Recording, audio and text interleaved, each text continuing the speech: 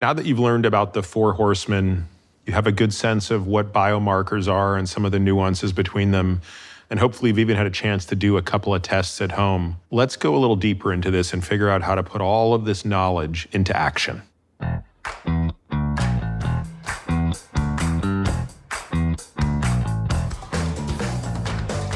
There is no intervention that we have control over that's going to produce a longer and better life than making exercise a regular part of our life. It will help you delay the arrival of the four horsemen.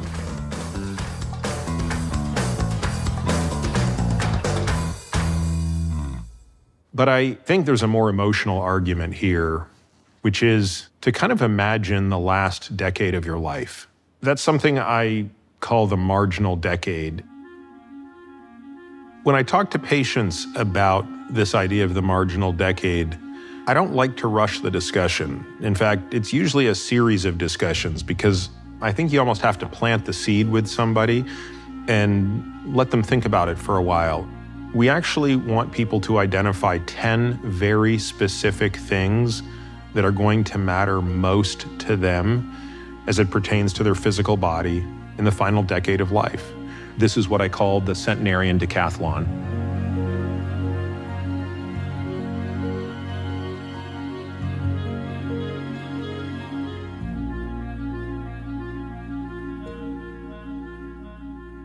Some of these are activities of daily living. Some of these are unique physical challenges. Some of these are specific athletic things you want to be able to do, such as ski or play paddleball. Do you want to be able to live alone or live with your spouse and care for yourself and others without assistance? You have to be able to open a jar on your own. You have to be able to put groceries in a fridge. You have to be able to wash dishes. You have to be able to sit on a toilet and stand up on your own. You have to be able to get into and out of a bed on your own and probably walk up and down a flight of stairs. You might also reflect on it through the lens of your children. And what are the things that you would want to do with those grandkids when you're now 30 or 40 years older than you currently are? Now, as I see it, you have two choices. Armed with that knowledge, you can do nothing, and you can let nature take its course. And for most people, that means a pretty painful marginal decade. The other choice is to say, I'm going to do something about this. And that something might be a little painful in the short run. You might be one of those people who says, I just don't love exercise. I would encourage you to say, you know what? It's okay, because what you're going to absolutely love is the freedom that a healthy body brings you in your marginal decade. So regardless of which camp you're in, the sooner you can define with specificity what it is you want to do in your marginal decade, the more likely you'll be able to A, create a training plan that is geared towards the specific activities, and B, and more importantly, more likely you'll be able to achieve them. Make a list of 5 to 10 things you want to be able to do in your last decade. And later on in this series, I'm going to show you some exercises to help. Everything that you're going to want to do later in life can be broken down into a series of measurable, trainable feats that you would want to be able to do all the way until you get there.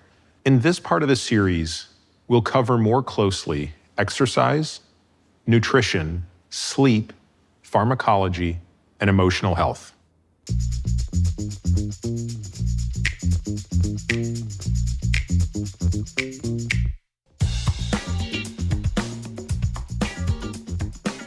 So any program that's going to be geared towards helping you achieve these goals is going to have to be built on a foundation of cardiorespiratory fitness, strength, and stability.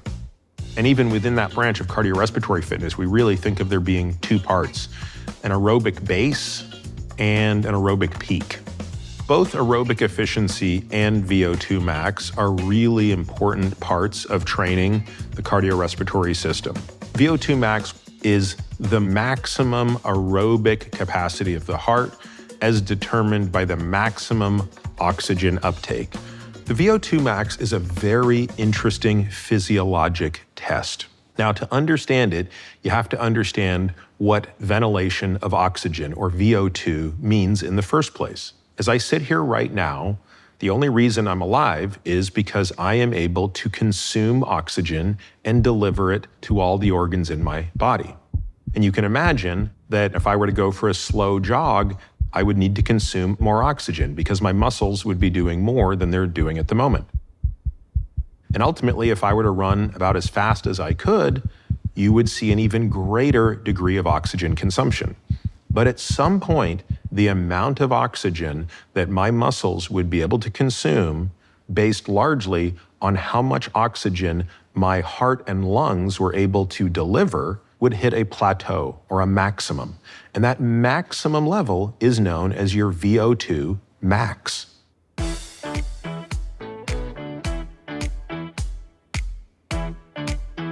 It turns out that wearable devices aren't really good at predicting VO2 max. We prefer to rely on the gold standard test, which is, of course, the test itself. Some gyms do offer this service, and this is a test that I recommend people do perhaps as often as every year.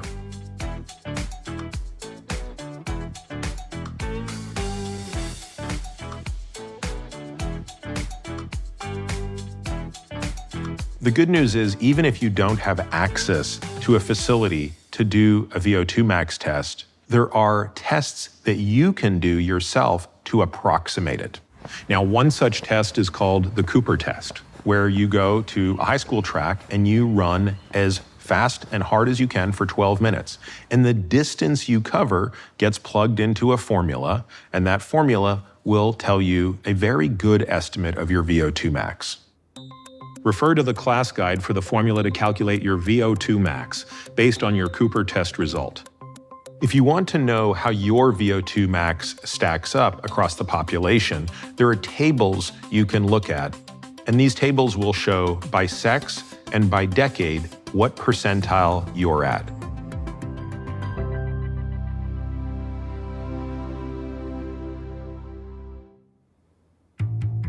So now that you know about VO2 max, let's talk about aerobic efficiency. We're going to spend much more time training to be as aerobically efficient as possible. So the more cardio training you do, the more you are increasing the insulin sensitivity of your muscles. And the more insulin sensitive your muscles are, the better you dispose of glucose, the better your metabolic health, the lower your risk of all diseases, all chronic metabolic diseases.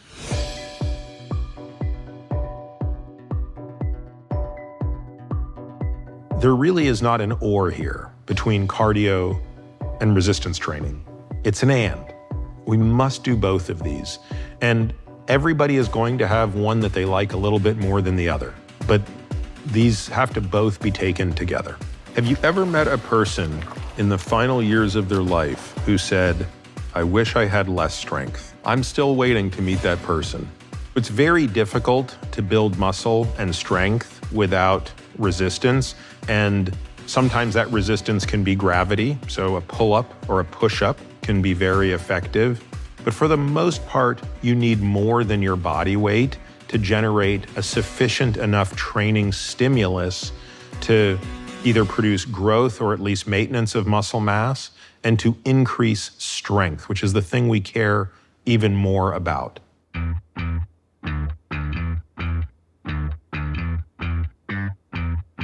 Now, most people are pretty familiar with cardio training and resistance training for strength, so the stability idea might be a little bit novel. It becomes ever more increasingly important as we age because the very act of aging robs us of many of the things that increase our stability. I think people well understand that our balance deteriorates. But why is that happening? What is it about aging that reduces balance? Well, part of it is actually that the musculature in our lower leg becomes less and less reactive. It's exactly why people are more prone to falls when they get older. You know, in many ways, stability you could view as the legs of the table. I think it's the thing that is essential for safe strength training, and it's the thing that is essential for safe cardio training. Whether we're talking about swimming, cycling, running, any of these things can be injurious if the underlying system is not stable.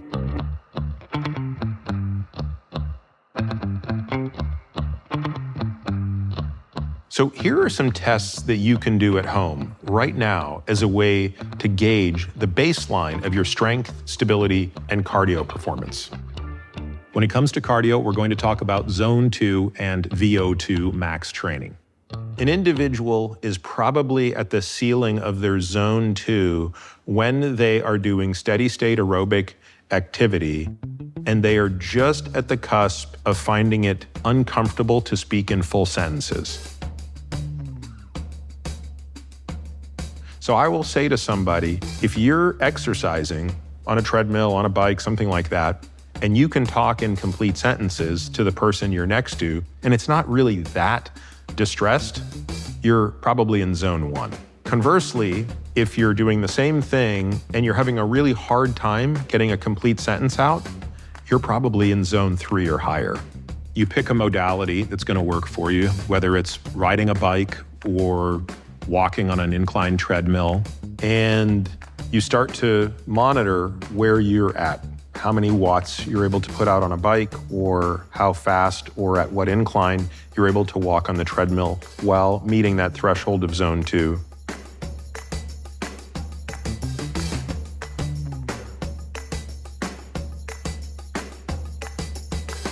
Over time, the more you put into it, the more you'll see those numbers improve.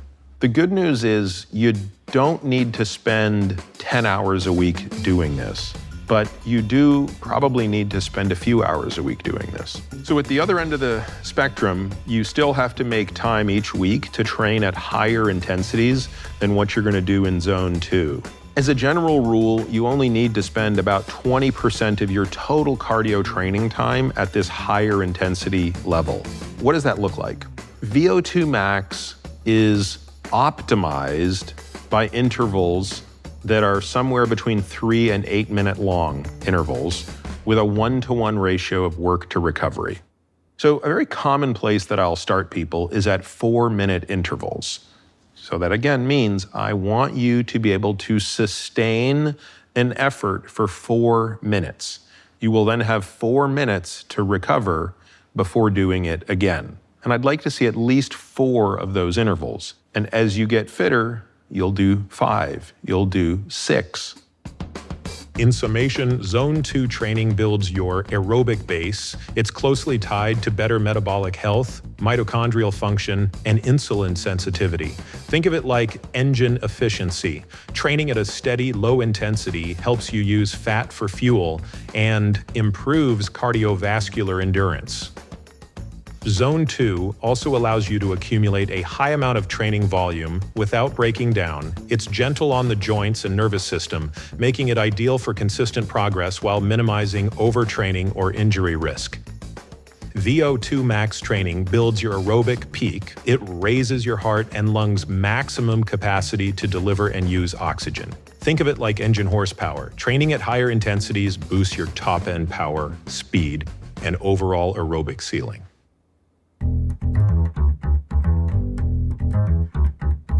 For strength, we're going to look at a push-up and a wall sit.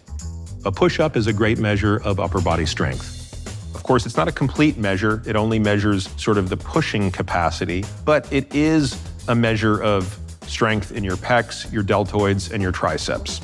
It's a challenging exercise, but the nice thing about push-ups is that you don't need any equipment. It's a test that is accessible to everybody, and it's also a great way that we can benchmark your strength by looking at how many push-ups you can do. Weight-bearing exercises like push-ups are an easy way to build strength for those just starting out. Remember, strength is highly correlated with longevity. Here's a guide with standards for women. And here's a guide with standards for men. You can refer to the class guide to see what's recommended for your age range. An isometric wall sit is an activity where you sit at a wall such that your hips and knees are at 90 degrees. Now it's called isometric because you're not moving in any direction. You're just staying put. And once you try this, you'll realize it starts to burn. This exercise strengthens your lower body and core, which is exactly what you need to prevent falls in the future. Here are the female and male standards for this exercise. It becomes a great benchmark for how strong your lower body is.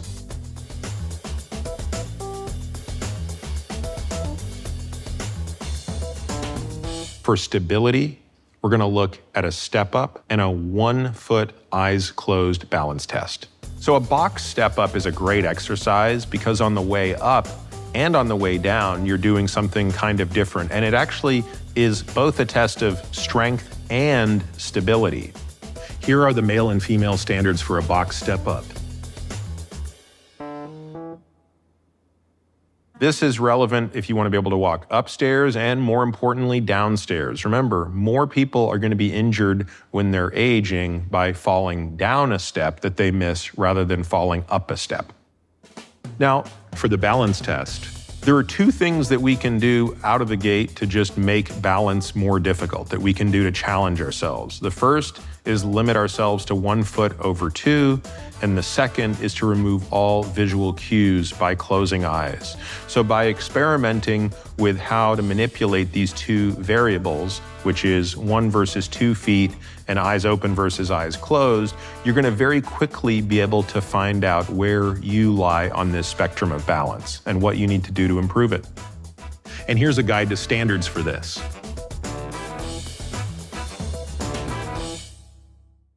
Just like studying for the SAT and taking practice tests, you're going to hope that over time your score goes up. But of course, we're not looking for your score to go up just because you're taking the test over and over again. We're looking for your score to go up because you're doing the underlying work that's reflected in the test.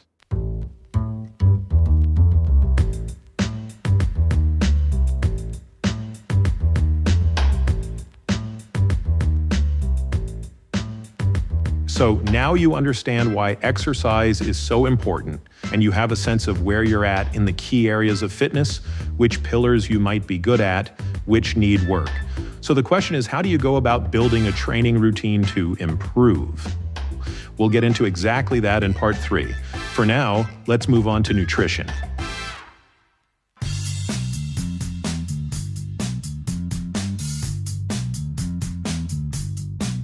There's so much noise out there when it comes to thinking about diets. So what are these principles of good nutrition? The first is that whatever diet you choose, you need to be in energy balance. You don't want to be in energy imbalance, which means where you're getting too few calories or where you're getting too many calories. The second principle of a good diet is it has to have adequate protein. And unfortunately, a lot of people are not getting sufficient enough protein, or if they get enough protein, it's not a high enough quality of protein. This becomes particularly concerning as an individual ages. The third thing we have to consider is micronutrient balance. Are we getting enough vitamins? Are we getting enough minerals? Various diets, especially diets that tend to be more or less restrictive, come at odds with this principle. And that doesn't mean that you can't be on a restrictive diet. It just means you have to be aware of what its blind spot is and what deficiencies you might have, and therefore if you need to supplement them. I think you want to ask yourself 3 questions. When you know the answers to these questions, you generally know what direction you need to go in nutritionally. The first is, am I overnourished or am I undernourished, right? So this is something that you can generally get through a combination of knowing your BMI and the results from your DEXA scan. The second question is, am I metabolically healthy? Again, the biomarker question is really one that we get answers from looking at the blood-based biomarkers along with the Zone 2 test. So an individual that is insulin sensitive, that has a good Zone 2 performance, that's a very metabolically healthy person. The third question is, am I adequately muscled or not? And again, that's something you're going to largely get off the DEXA scanner. There are plenty of people who are what we call skinny fat, So they actually look pretty lean on the outside, but on the inside, they've actually got quite a bit of fat. And that doesn't show up on the scale, but it does on the DEXA scan. This is an individual who really needs exercise more than anything else. They need adequate protein, they need adequate calories to support that. And, truthfully, this is one of the more difficult scenarios to treat.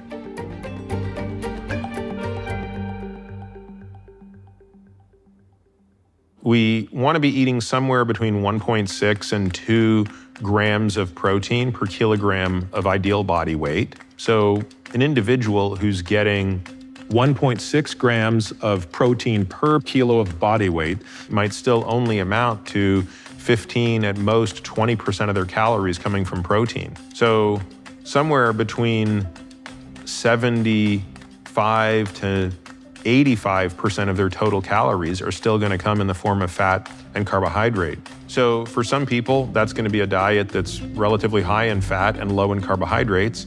For some people, it's going to be the exact opposite of that. But we have to always kind of come back to these principles of, are we metabolically healthy when we're doing this? Are we in energy balance? Is this diet sustainable? In periods of high stress and sleep deprivation, we tend to undergo cravings for exactly the wrong kinds of food. So we tend to seek out simple sugars to try to satiate our hunger. And when I meet an individual who is a metabolic train wreck, and I learn that they're sleeping 5 hours a night every single night, I'm not frankly very interested in trying to get them to exercise more or make dramatic changes in their diet, absent trying to fix their sleep. And that becomes the single most important thing I want to work on.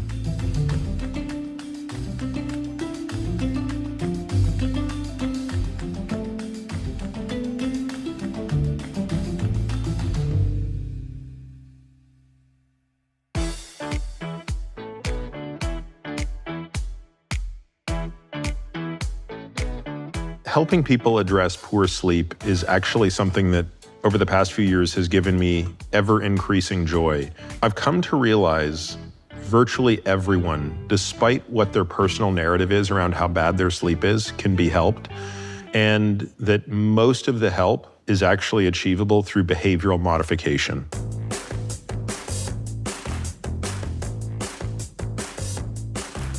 Now, wake-up time is the most important one to fix. And if you fix wake-up time, you're generally going to start to get bedtime into a relatively close level as well. So if you say, I'm going to be waking up at 5:30 every morning, then you wake up at 5:30 every morning and you get out of that bed at 5:30. You don't snooze, you don't lay in bed and read your phone, you don't play patty cakes. You get up and you get out. And what should happen over time is that will start to anchor your bedtime, because you're going to be building up a comparable amount of sleep pressure every day, so that hopefully bedtime becomes around maybe 9:30.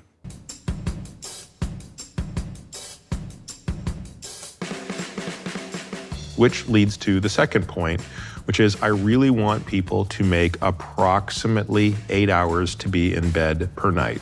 Now, why do I say that? Because the data have consistently shown that most people need approximately 7 to 8 hours of sleep a night. A really good place to start is making 8 hours for sleep, because you don't sleep every minute you're in bed.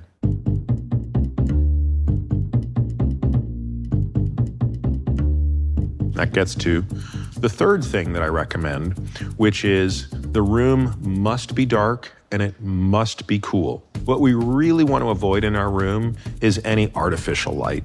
We don't want to have clocks that are bright. We don't want to have electronics in the room. I recommend people don't even sleep with a phone in their room unless it's absolutely necessary. Temperature is important, and again, it's something that I think people sometimes struggle with because it can be a little uncomfortable initially when you get into bed and that bed is cool. But we